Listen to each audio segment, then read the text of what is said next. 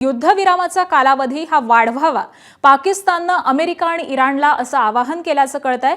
आताची एक मोठी अपडेट पाहतोय आपण। काल पाकिस्तानच्या इस्लामाबादमध्ये चर्चा झालेली होती, परंतु ही चर्चा निष्फळ ठरलेली आहे आणि त्यानंतर पाकिस्ताननं या दोन्ही देशांना आवाहन केलेलं आहे की युद्धविरामाचा कालावधी हा वाढवावा। अमेरिका आणि इराणला पाकिस्ताननं तसं आवाहन केलंय।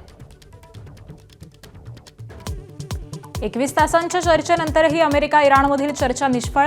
अमेरिकेचं शिष्टमंडळ चर्चा सोडून मायदेशी रवाना। इराणनं आमच्या अटी मान्य केल्या नाहीत अशी जेडी व्हान्सची तक्रार।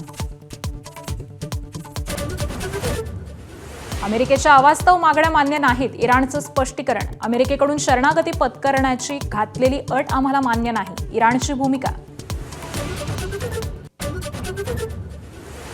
चर्चा निष्फळ होताच अमेरिकेच्या युद्धनौका होर्मुझमध्ये 2 युद्धनौकांकडून जलसुरुंग काढण्याचं काम सुरू। होर्मुझच्या सामुद्रधुनीत नवा मार्ग तयार करण्याचा अमेरिकेचा प्रयत्न।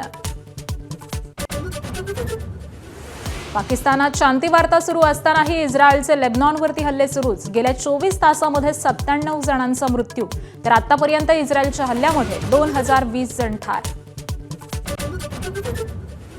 सुनेत्रा पवार आज प्रचाराचा नारळ फोडणार। कन्हेरीतील हनुमान मंदिरामध्ये दर्शन घेऊन प्रचाराला सुरुवात करणार।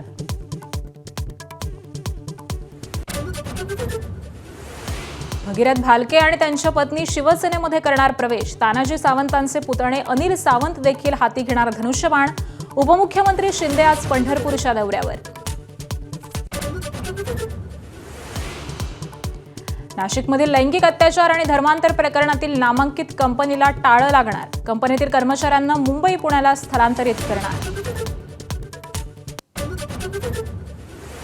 ज्येष्ठ गायिका आशा भोसलेंवरती मुंबईच्या ब्रीच कँडी रुग्णालयात उपचार सुरू।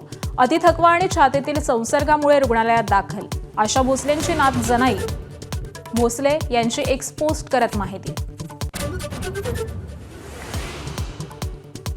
राज्यातील स्कूल बसची मनमानी मोडीत निघणार। बसचं भाडं आता सरकार ठरवणार। शालेय वाहतूक अधिक सुरक्षित करण्यासंदर्भामध्ये सरकारकडून अधिसूचना जारी। यंदाच्या आयपीएलच्या मोसमात चेन्नई सुपर किंग्सनं उघडलं विजयाचं खातं। दिल्ली कॅपिटल्सवरती 23 धावांनी विजय। संजू सॅमसनची नाबाद 115 धावांची खेळी। एबीपी माझा, उघडा डोळे बघा नीट।